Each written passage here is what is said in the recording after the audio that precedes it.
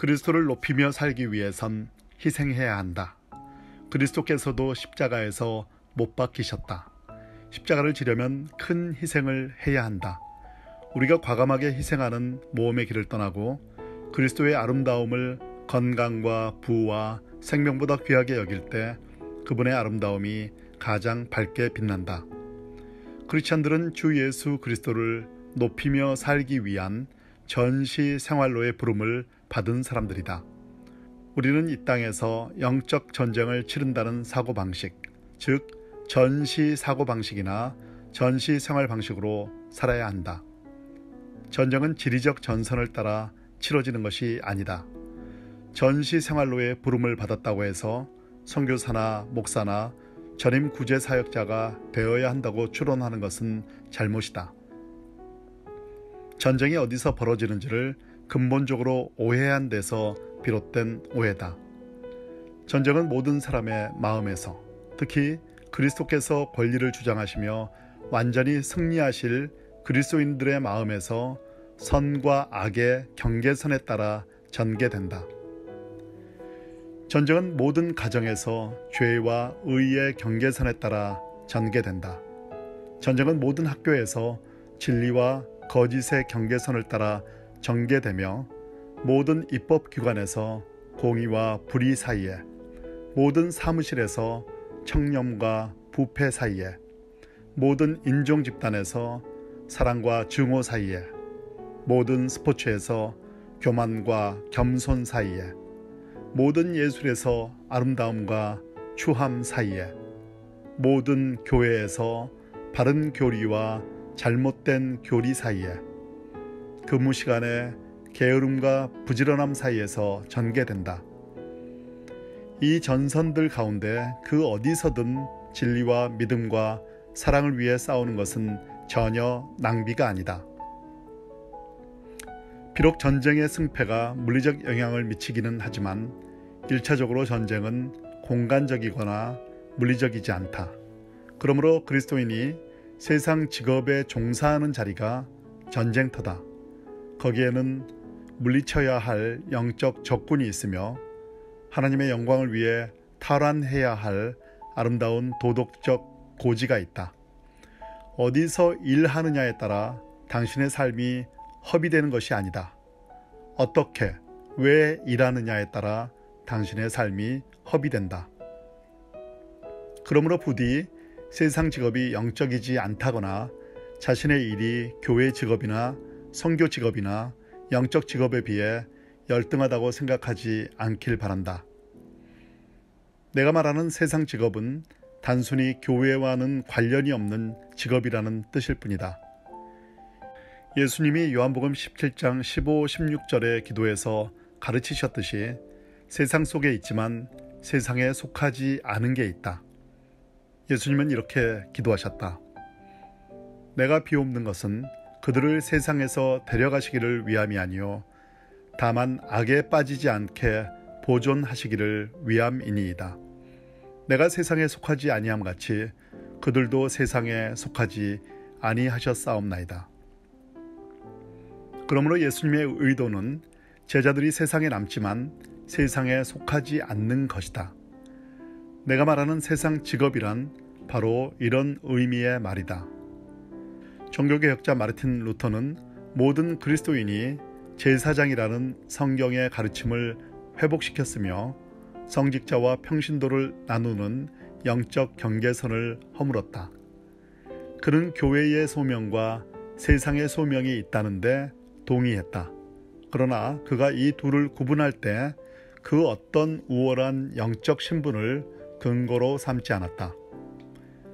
성경은 그분의 백성이 온갖 종류의 세상 직업을 통해 소금과 빛처럼 흩어지는 게 하나님의 뜻이라고 분명히 말한다. 그리스도인들이 그리스도인들끼리만 모여 살고 그리스도인들끼리만 일한다면 세상에서 하나님의 목적이 온전히 이루어지지 못한다. 그렇다고 교단이나 선교단체나 선교 전초기지가 잘못이라는 뜻이 아니다. 이것들은 예외라는 뜻이다. 그리스도인의 절대 다수는 세상 속에서 살며 불신자들 속에서 일해야 한다. 루터가 말했듯이 이것이 모든 그리스도인들의 직무이며 소명이다. 모든 사람이 선교사나 목사가 될 필요가 전혀 없다. 중요한 것은 가는 사람들과 보내는 사람들 사이에 협력이 이루어져야 한다. 모두가 사도 바울처럼 목회에 뛰어들 필요는 없다. 어떤 사람들은 뒤에 남아 일하며 가는 사람들을 후원해야 한다. 그리스도인이 되라는 부르심은 세상 직업을 버리라는 부르심이 절대 아니다. 회심했다고 직업을 바꿀 필요가 없다. 회심한 기쁨 혹은 흥분감으로 인해 섣부르게 목사나 선교사로 직업을 바꿔야 한다는 결론을 내리지 마시기 바란다.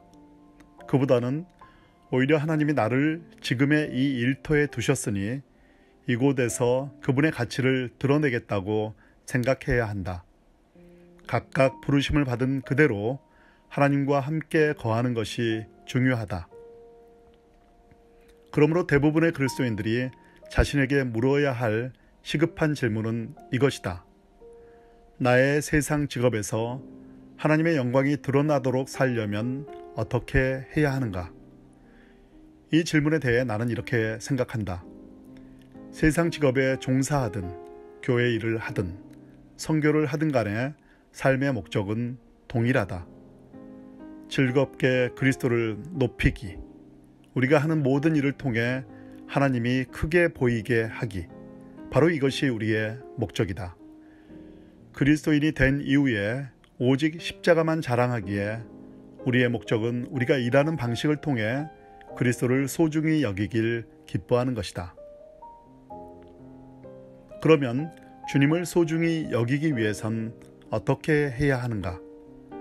6가지의 답이 있다. 첫째, 우리는 종일 일하는 중에 하나님과 즐겁게 교제함으로써 세상 직업을 통해 하나님을 소중히 여길 수 있다. 둘째, 우리는 창의성과 근면을 바탕으로 하나님을 기뻐하고 신뢰하며 높이는 계획을 세움으로써 세상 직업을 통해 하나님을 소중히 여길 수 있다.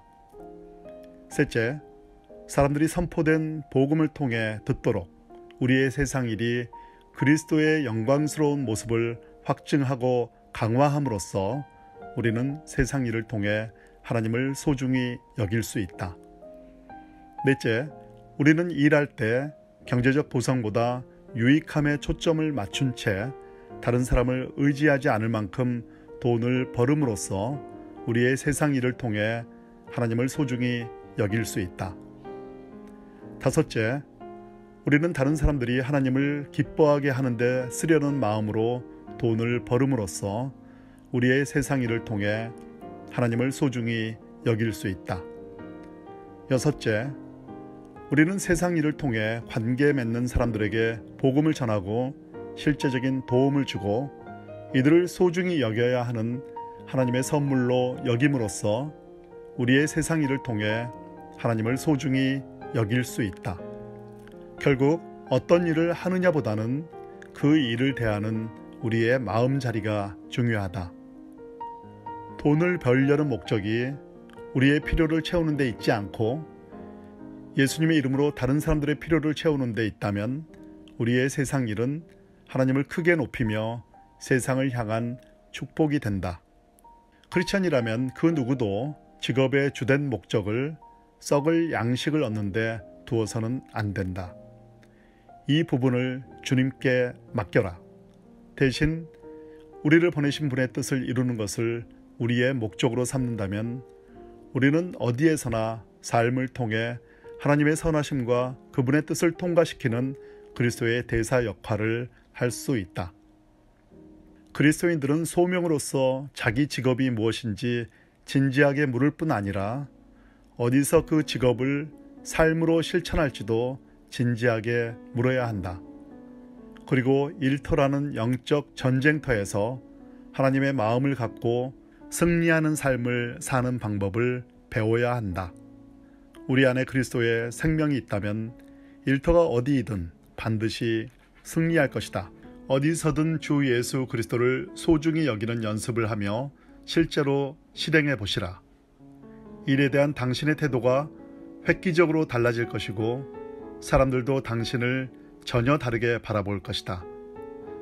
결론적으로 우리가 출근해서부터 퇴근할 때까지 그 일터 현장에서 그리스도를 소중히 여길 때 세상 일은 낭비가 아니다. 이 시대에 하나님의 뜻은 그분의 백성이 모든 적법한 직업을 통해 소금과 빛처럼 흩어지는 것이다. 하나님의 목적은 자신을 알리는 것이다. 그분을 아는 것이 생명이며 기쁨이기 때문이다. 하나님은 노동의 필요를 제거하지 않으신다. 하나님은 사회와 문화를 파괴하지 않으신다. 흩어진 자신의 성도들을 통해 하나님은 모든 민족의 기쁨을 위해 모든 일에서 그분의 지구함을 드러내려는 열정을 퍼뜨리신다. 당신이 세상처럼 일하면 얼마나 큰 부를 얻든 간에 삶을 허비할 것이다. 그러나 당신의 일이 구속의 관계망을 형성하고 그리스도의 영광의 복음을 빛낸다면 당신의 만족은 영원히 지속되며 당신의 기쁨 가운데 하나님이 높임을 받으실 것이다.